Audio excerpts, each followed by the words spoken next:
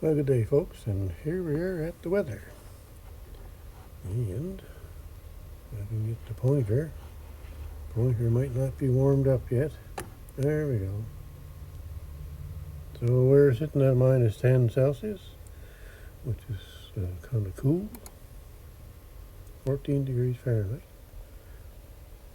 West-northwest wind at 7 miles an hour. So don't feel any wind too much.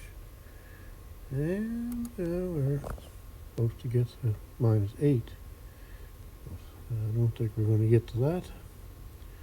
So we got some maybe flurries today, and then tomorrow some sun, and then flurries on Wednesday at minus 10.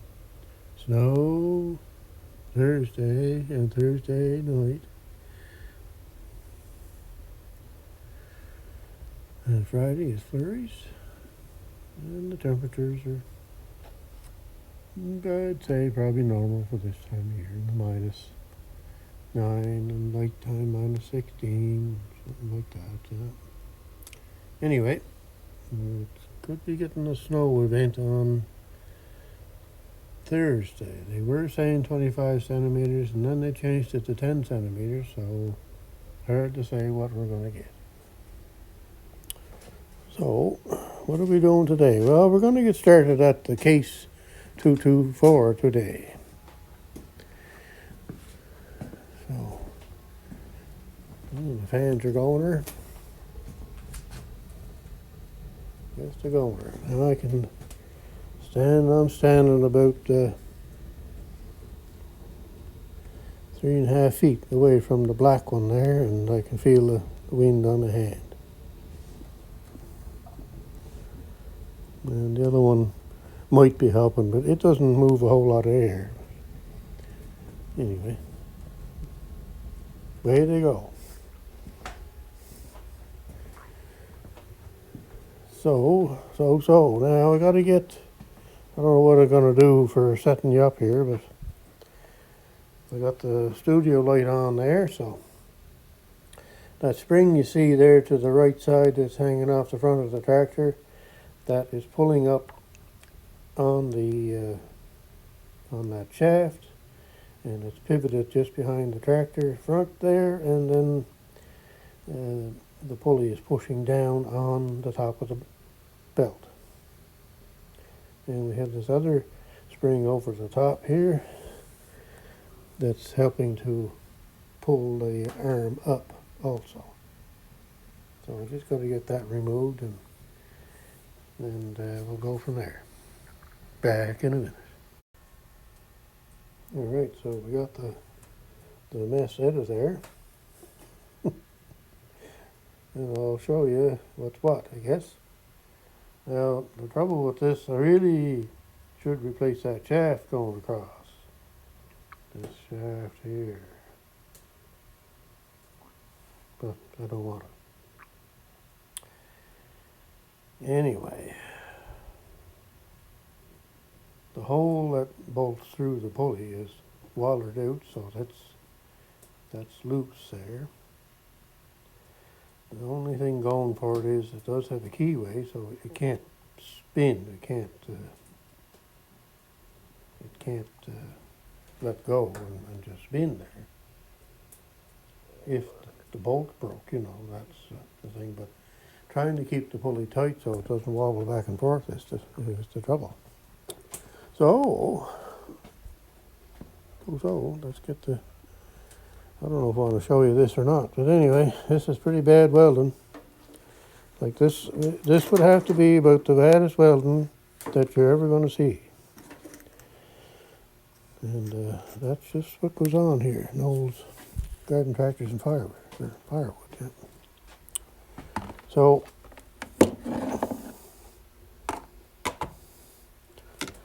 I put this pulley on, this blower. When I got the blower, it had a 5-inch pulley on it. And I can't get my studio light to work here. There. I think it was 5-inch. This one here is This one is 7-inch, yeah. So the one I took off, I think might have been 5.5. This one is 7. And the reason why I did that was whoever put the 5.5 or 5-inch pulley on was trying to make the blower spin faster. To make it throw further. Well, it wouldn't even throw from the edge of the chute to the little table there where the electric wood splitter's sitting on. That's about how far to throw it, maybe. Oh, it was terrible. And lugged the engine down to the point where it almost quit. So, I put this larger pulley on it, and it worked great. All kinds of, well, they don't throw far anyway, these cases, but it threw normal, and you could go through a snowbank without any trouble and have lots of power. The engine would stay revved up, and the blower would be, or the thrower would be throwing, and it was working good. But before, with the 5.5 or 5-inch pulley, it was just completely useless, unless you had about 1 inch of snow. Yeah, oh, it was terrible. I don't know how they even used it like that. Anyhow, this fix worked what I wanted it to do, but because it was the whole wallered out and the shaft is kind of wallered off or out around and all that kind of stuff. So there's the welding. Look at that. Isn't that something? Yeah. Anyway, I found this piece here that would fit on to the shaft nicely, and it was nice and tight.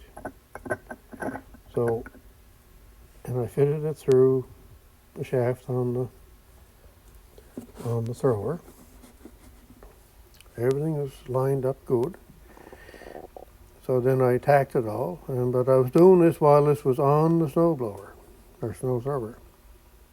Anyway, I guess I couldn't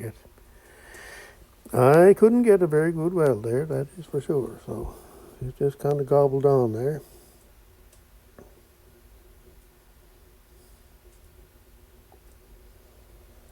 So what I'm going to try and do is, I got to find a piece of 3/4 rod and put it in there and get everything all set. The bolt in through it and the set screw in, on the keyway and all. I have everything all set up, and see if I can spin it just to make sure it's reasonably straight, and re-weld it. And that's what's going to take place. Now that may not be in this video. So I got to do some cleaning there because it's all full of grease, and I'll get back to you when I have some more. I might have some more for this video, and I might not.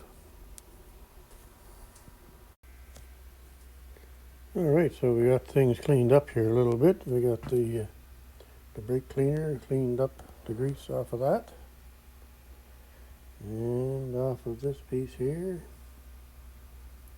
And we knocked off some nice welds to the head on there. Holy cats, I'm ashamed to show that, but anyway. I'm not a welder. I'm a backyard yahoo, so there you go.